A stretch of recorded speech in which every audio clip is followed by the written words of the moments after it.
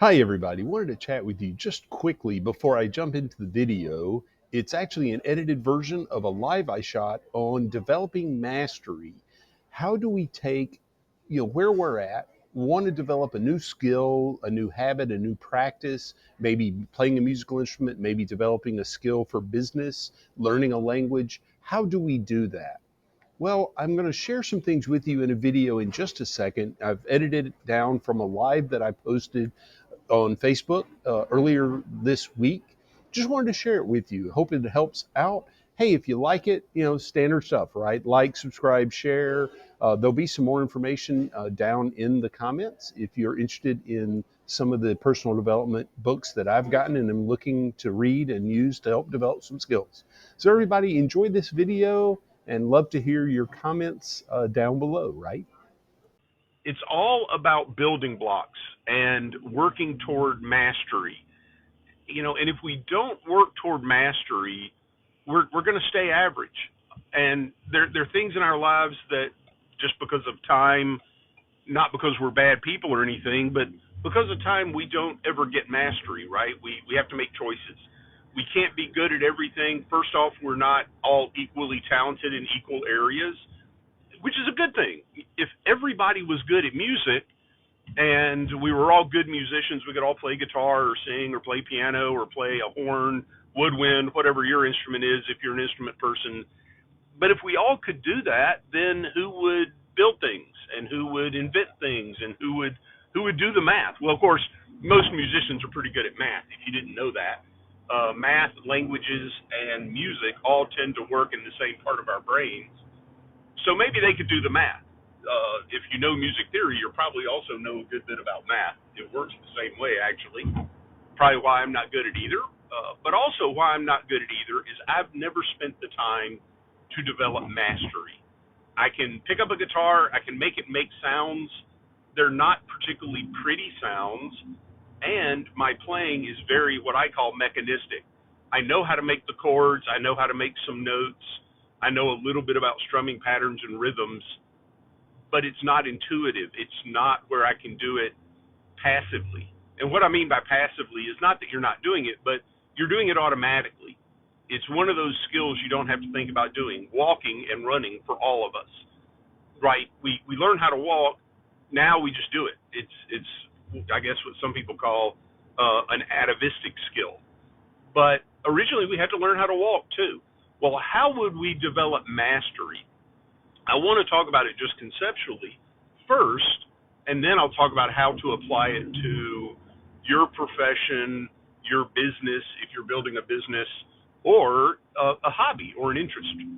So first, we have to break it down. I bet you, what I should have said right off the bat is I'm going to teach you to juggle. I'm going to teach you to juggle while you're watching this and while I'm driving a car. How about that? Because I will tell you, this is how I learned to juggle for over 40 years ago now, and the concept applies. So first off, if we tried to juggle, if I handed you three balls right now, tennis balls, billiard balls, ping pong balls, they're kind of light to try to juggle, oranges, I've got some oranges in the back seat, but I'm not going to try to juggle while I'm driving. But if I handed you three balls and you had never juggled before, you'd be like, okay, there's no way I can just go from being handed three oranges and juggling. So what if I handed you one orange? So we're going to do what's called segmentation. And here are the segmented steps on how I learned how to juggle. First, you use your dominant hand. I am incredibly right-handed. I broke my left collarbone a number of years ago, and I realized there's only one thing that I do left-handed, and interestingly enough, it's put on shaving cream. And the reason I do that is right-handed, I grabbed the shaving cream can, because I'm so right-handed, and I shook it with my right hand, and then I put the shaving cream in my left hand. And so when I broke my collarbone, the only thing I really couldn't do well, it was funny trying to put on shaving cream with my right hand that first couple days. And I realized this is my good hand, but I can't put shaving cream on with it. So I start juggling. I learned to throw one ball to the same height and catch it in my right hand. That is fairly easy because that's my dominant hand. I've always thrown and I caught a little bit, right? You normally catch with your other hand, but just throwing a ball, and the skill is throwing it to about the same height every single time. and the same spots. So straight up and straight down. If you do that every day for a few days, you'll master it, probably the first or second day. But then comes the next step, and you switch to your left hand or your non-dominant hand. That's going to take a little bit more, right? Because we're not used to throwing with that hand, maybe catching with that hand. But I have to get the skill to throw to about the same spot as I was throwing with my right hand. Now I get where I can do that with either hand. That's the first two steps. The third step is learning to juggle two balls with one hand, preferably your dominant hand. Well, now the trick is you throw to the same height, then you put the other ball in your hand and throw it to the same height, and that gives you time to catch. And then you catch, and you just continue throwing each of these balls to the same height and catching. If we focused on that with our dominant hand for 2 or 3 days, odds are you'd be able to juggle two balls with one hand quite easily. Now we switch to the other hand, right? You see where this is going, but we're segmenting the steps that you need to know to juggle. Well, it's going to take longer, but if you focus for just your non-dominant hand, juggling two balls with that one hand, doing nothing with your other hand, you would probably, if you tried for 15, 30 minutes a day, maybe not even that long, probably 15 minutes a day for a week. Now at this point, 2 or 3 weeks later, I bet you could juggle two balls with your non-dominant hand. I got to this point when I was learning how to juggle. It took me a few weeks. A whole bunch of us were trying to learn how to juggle. I don't know why we got on this kick. It was all the guys that were on the football team and a couple other sports team at my high school. And for some reason, we all decided we wanted to learn how to juggle. I don't know why, but we were all doing it. And I couldn't figure out how to transition from juggling two balls with either hand. I'll tell you, this is one of the only things I remember from my physics class in high school, and I hate to admit that. But one day in physics class, I was sitting there, and I realized all I'm really doing when I'm juggling is I'm juggling two balls with either hand, but then I'm switching every other throw to the other hand. And it's really a on-off, back and forth pattern. So when you throw with one hand, while that ball reaches the same height you've trained yourself to throw to, you catch, you drop the other ball, that ball starts dropping toward your other hand, and then you throw with that hand. And it's this alternating throw, catch that you do when you're juggling one ball, but now you're doing it passing one ball back and forth. One hand is almost always catching, one hand is almost always throwing, but you almost always have one ball in one of your hands, one ball reaching the top and starting to fall, and one ball throwing. And if you do this slowly, it's almost slower than juggling two balls with one hand. Now, if you really want to get fancy, you start throwing in tricks, but after literally 3 weeks from now, I could probably teach anyone to juggle. Doesn't matter how talented they are, how good with their hands they are, whether they play baseball or softball or, thrown balls back and forth with their kids. I've actually taught in people that do not speak English as their native language. I've taught them how to juggle just by demonstrating these steps. That is segmentation. And you work on segmentation, and then you practice each event in the segmentation until you develop mastery. And I tell you, I haven't juggled. I've juggled probably like for 2 or 3 minutes every now and then, either when I have oranges like today or when I'm shooting some pool, or I'm in the garage and my tennis balls that I use to juggle every now and then are out there. But I don't practice. But I bet you, and now I'm going to do it, that I've made this video and thought about segmentation and mastery. I'm probably going to I'm going to grab some of the oranges before I give them away today, and I'm probably going to juggle, and I'm probably going to see how good I am at a couple tricks that I haven't done in a long time. Because once you develop mastery to the level that you can do things like, I could actually be teaching this and juggling right now once I got warmed back up. That is mastery. When you can do a skill, like, we all have those skills, right? Like I was talking about putting on shaving cream or brushing our teeth. We have passive mastery. So we've gotten so good at it that we can do it while thinking of something else. I'm driving right now, right? And we all remember that when we learned how to drive, getting on the freeway was scary. Well, here I am. I'm driving down 163 toward the Navy base that I've been doing for, I mean, ever since I moved to Poway after I met my, then girlfriend, now wife. I've driven this part of 163 4 to 6 times a week for almost 40 years, 35 years, right? So I can do live and while driving, while being safe, while making my exit.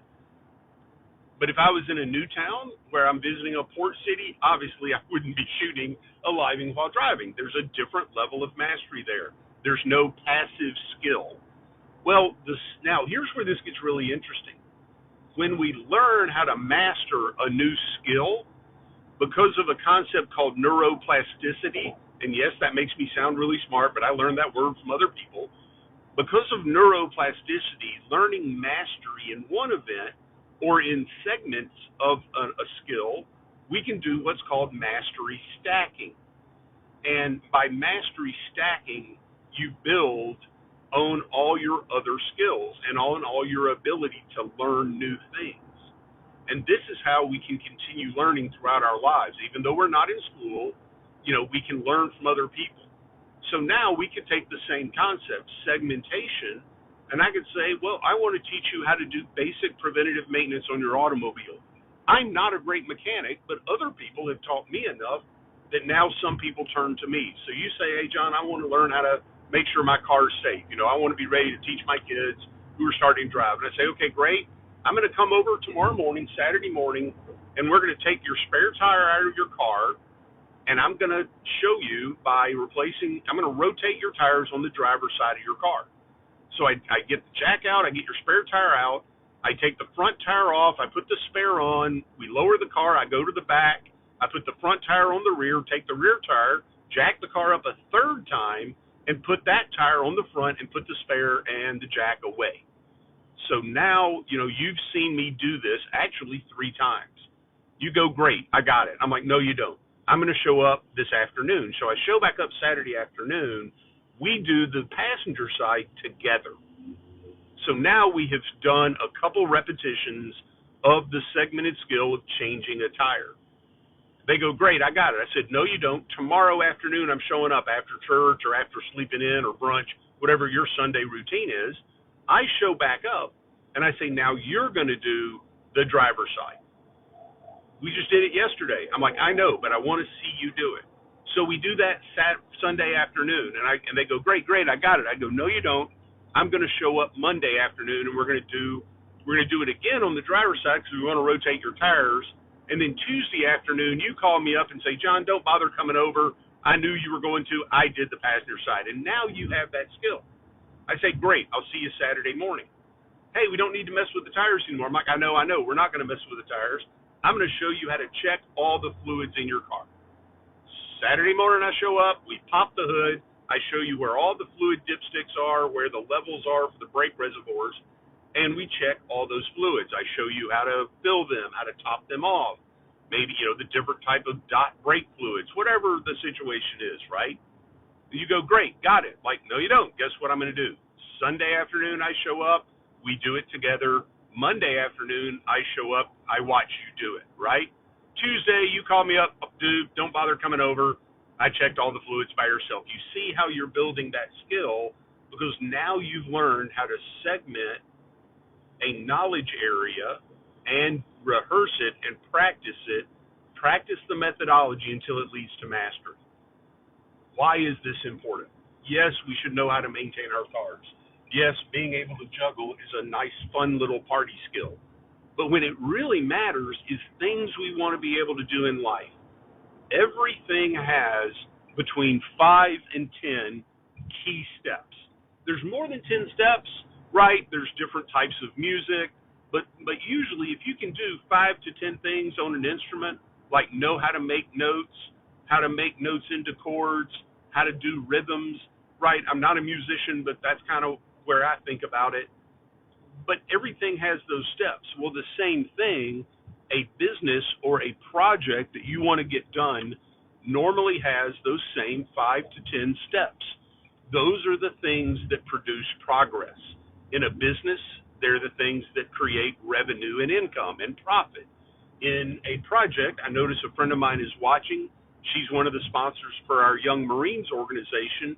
When they want to do an event, there's 7 to 10 things that they do. She and her husband and these young Marines and their other staff do every single time. I mean, I've seen them. I love watching them show up because they have it down, right? They know how to get the youth leaders. They know what to tell them. They get them going. They get set up. Whether it's whatever kind of project it is, they're pretty amazing. So we have those 7 to 10 things, and if you focus on those events, one thing I heard, I forget who I heard this from, but if you focus, if you find out either from a mentor or your own research or a training what those things are for your project, for your business, say you want to write a book, okay, these are the 7 things I got to do. If you segmented them and spent 3 to 6 months on mastery, right? And you go, John, 3 to 6 months, and you said there's 7 to 10 things. 6 months, that'd be like, let's just do some math. 7 skills, 6 months, 42 months, 3.5 years, right? Wow, that worked out kind of nice. 3.5 years. But you know what? 3.5 years is going to go by no matter what. Like I said, I started learning about money in my early to mid 20s. I knew about 59 and a half IRS jail, and here I am. I'm 59 and a half, 37 years, 36 years later. Well, then what's 3.5 years? If you spent 3.5 years developing a skill, whether it's learning to play an instrument, whether it's learning a language, whether it's building a business, building a charitable organization, whatever it is, that's your deal, right? That's your jam. You got to be king of your scene or king of your thing and queen of your scene, right? Because obviously that's for you. I may strive to finally develop mastery over the guitar, but there are other things like building my 5 rings business that I'm going to focus on. And 3.5 years is going to pass no matter what. So if you said these are the 7 or 5 or 10, whatever they are, key items, and focused on the really important ones first, right? I know what those are for my business. I'm not going to presume I know what they are for you. But if you focused on those for 3 to 6 months each until somebody, a mentor, we call it a field trainer, told you, wow, dude, I'm gonna have you train other people on that because you are that level of mastery. You've developed that passive mastery. For us, it's inviting to events, right? Not being afraid of the phone. And you just pick up the phone and you call people and go, hey, man, we're doing a Wine, Women, and Wealth next Wednesday night. Obviously, I can't go because wine's not my thing. Oh, wait, no, I'm not a woman. I make that joke about the wine, and you see how easy I can rattle that off. Hey, I came back on. I don't know what happened there, but the end of that video was cut off. So I wanted to just to quickly summarize that by using segmentation and then by focusing on those key parts that make up the activity that you want to learn and you want to develop mastery in over a reasonably short period of time, right? I'm not saying you're going to master the guitar in 7 days or you're going to be a successful business person in 2 weeks, but 3.5 years, especially when you get to the point, where I'm at, 3.5 years is really not that long of a time, and we can do that, right? A lot of people say we overestimate what we can do in 6 months to a year and way underestimate what we can do in 5 or 10 years. And just imagine if you segmented an important skill, and you segmented all the components, strove for mastery of the components, and then using mastery stacking, developed all of those key capabilities and skills, knowledges and skills of that activity in 3.5 years or so, you could be well on your way to being an expert, having mastery that puts you in the top percent of whatever this skill that you wanted to learn is. If it's developing a business, writing, being on YouTube, the same thing I'm doing here by making more videos. So hope this has helped. Appreciate you taking the time. I know it's been about 20 minutes. Now, if you watch it at a faster speed like I do, maybe it's only been 15. But thank you for your time and have a great rest of your day.